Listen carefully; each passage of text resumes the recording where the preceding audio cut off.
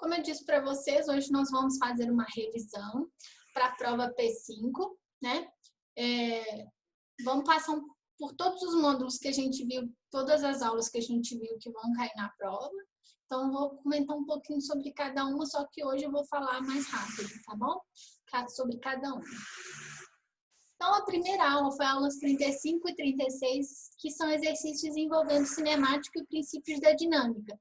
Inclusive, a aula 33 e 34, que são as anteriores, a gente também viu, tá? A gente, especialmente nessa parte, eu queria frisar aqui as relações entre força centrípeta e força de atrito. Toda vez que um corpo ele desenvolve, né, um movimento em curva, é possível determinar qual deve ser a velocidade máxima que o carro pode fazer para realizar essa curva sem derrapar, né, ou o raio mínimo de curva que essa curva deve ter também para que o carro não derrape. A gente utiliza para isso o coeficiente de atrito estático, uma vez que a situação, os pneus eles apenas rolam pelo chão sem deslizar, tá? E nesse sentido, quando a gente fala de uma relação dessa, a gente vai comparar a força centrípeta de atrito, vai igualar essas duas forças. E a gente sabe que a força centrípeta sempre é mv ao quadrado sobre r e a força de atrito é m vezes a normal. Quando a gente usa essa relação, a gente consegue determinar, por exemplo, a velocidade mínima do carro para fazer a curva sem derrapar, ou como eu disse, o raio mínimo dessa curva. Vai depender da condição do exercício. Uma outra coisa que eu também vou cobrar em relação a esse módulo é a relação da força centrípeta no globo da morte. Quando nós estamos, né, quando um motoqueiro anda no globo da morte, existe alguns pontos específicos e umas relações entre as forças dentro desses pontos, né?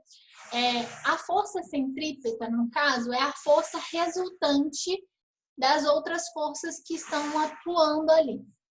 Então, por exemplo, quando ele está na parte inferior do globo, nós temos que a força centrípeta puxa para o centro da circunferência, que é o globo, né? Temos a normal e o peso sempre puxando diretamente para baixo, como a gente viu quando aprendeu o peso.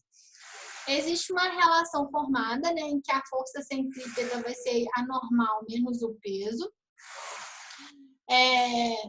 Existe também a relação para o globo da morte aqui no topo, né? Existe uma relação envolvendo a força centrípeta, o peso e a normal. Aqui em cima, a normal, ela realiza também uma força direcionada para baixo, porque a superfície é essa que é o globo, né? Então, existe essa relação força centrípeta é peso mais a normal. Se a gente estiver falando aqui de inclusão das três forças, mas existe uma relação para determinar qual seria a velocidade mínima que o motoqueiro deveria fazer para que ele não caísse. Ou seja, seria quando o motoqueiro, a moto, está na iminência de cair, para de existir força normal. A força normal some, e aí o que acontece? Vai ficar só a força centrípeta igual ao peso. O que é força centrípeta igual ao peso? MV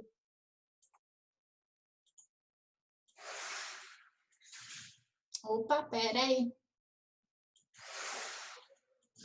A força centrípeta é M, V ao quadrado sobre R, vezes, igual ao peso, M vezes G. A gente cancela aqui, então V ao quadrado sobre R é igual a G. Para essa condição aqui, exatamente essa, em que só temos força centrípeta e peso e elas têm que ser iguais, tá?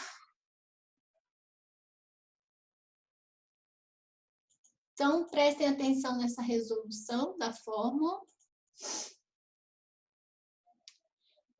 E, gente, só lembrando vocês em relação a esses dois aqui, a única coisa que eu vou cobrar é isso. Então, foque em estudar isso.